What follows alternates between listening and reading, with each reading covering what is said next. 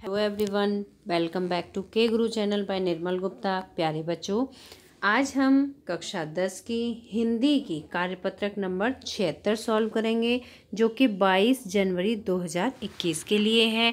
बच्चों, इस वर्कशीट में आप अपठित काव्यांश का अध्ययन करेंगे। काव्यांश मतलब कविता का एक अंश।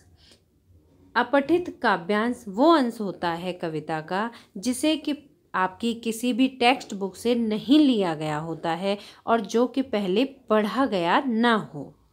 तो बच्चों, आज की वर्कशीट में हम एक अपठित काव्यांश का अभ्यास करेंगे। इसी तरह का, जैसे कि इस वर्कशीट में दिखाई दे रहा है, एक काव्यांश, इसी तरह का काव्यांश आपके पेपर में दिया जाता है और उस पर आधारित कुछ प्रश्न पूछे जाते हैं।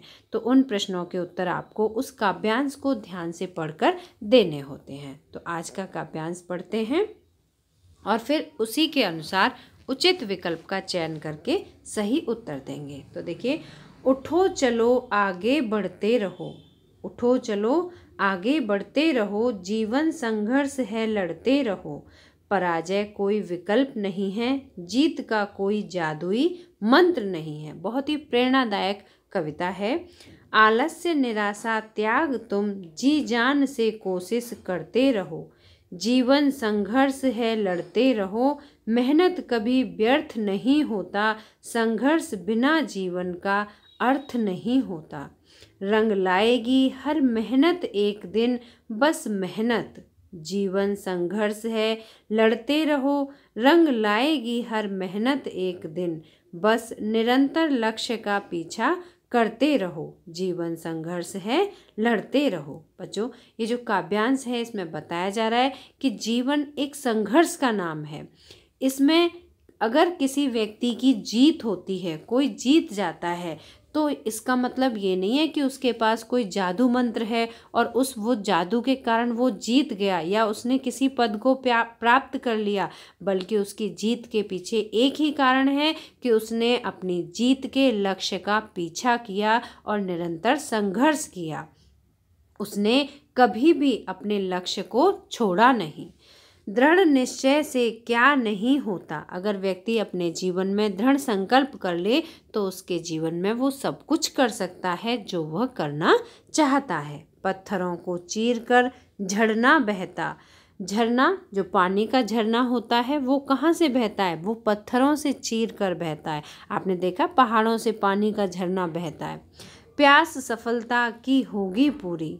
अगर किसी व्यक्ति को प्यास है कि वो सफलता पाना चाहे, जैसे कि आप सभी को है एक अच्छी पोजीशन लाने की, फर्स्ट आने की, बहुत अच्छी परसेंटेज लाने की, तो आप सभी को भी इसी तरह से मेहनत करनी पड़ेगी। अग्नि जिज्ञासा की प्रज्वलित करते रहो, जीवन संघर्ष है लड़ते रहो। जो दिल के अंदर अग्नि जल रही है, जो किसी लक्ष्य को पाने के लिए प्रज्वलित है, उसे प्रज्वलित ही रखो, उसे बुझने मत दो और जीवन में संघर्ष करते रहो। कौन है जो कभी गिरा नहीं? ऐसा नहीं है कि जो व्यक्ति किसी पद पर पहुंच जाता है या जिसने सफलता प्राप्त कर ली है, उसने कभी जीवन में असफलता न पाई हो, कभी वह गिरा ना हो, कभी असफल नहीं हुआ हो, ऐसा नहीं होता है। हारा वही जो गिर के फिर उठा नहीं। गिरते तो सभी हैं, लेकिन सफल वही होते हैं जो गिरकर उठ जाते हैं, वो दोबारा संघर्ष करते हैं। और जीवन में वो व्यक्ति हार जाते हैं जो कि गिरने के बाद फिर दोबारा संघर्ष करने के लिए नहीं उठते हैं। आसमां भी झुकेगा तेरे पुरुषार्थ के आगे, यूं जुनून की हद से गुजरते रहो। अगर मन में एक जुनून हो, है ना, अगर मन में एक जुनून हो कि हमें कुछ प्राप्त करना है, हमें हमारा कोई लक्ष्य है, उस लक्ष्य को पाना है, तो उसके आगे पुरुषार्थ के आगे आसमां को भी झुकना पड़ता है। आसमां का मतलब है एक बहुत बड़ी बाधा जीवन की, है ना, एक बहुत बड़ी रुकावट, उस रुकावट को भी हटना पड़ता है। जीवन संघर्ष है लड़ते रहो। जीवन क्या है? संघर्ष का दूसरा नाम है। उठो चलो आगे बढ़ते रहो, जीवन संघर्ष है लड़ते रहो। ये कविता बहुत ही प्रेरणादायक है। इसमें सिर्फ यही बताया गया है कि जीवन में संघर्ष करना है और अपने लक्ष्य का पीछा करना है जब तक कि हम लक्ष्य को प्राप्त ना कर लें। तो देखिए बच्चों, यहाँ पर कुछ प्रश्न पूछे गए हैं और उन प्रश्नों के उत्तर देने हैं। तो पहला प्रश्न है, कोई विकल्प नहीं है ना, कोई विकल्प नहीं है। अब किस चीज़ का विकल्प नहीं होता है?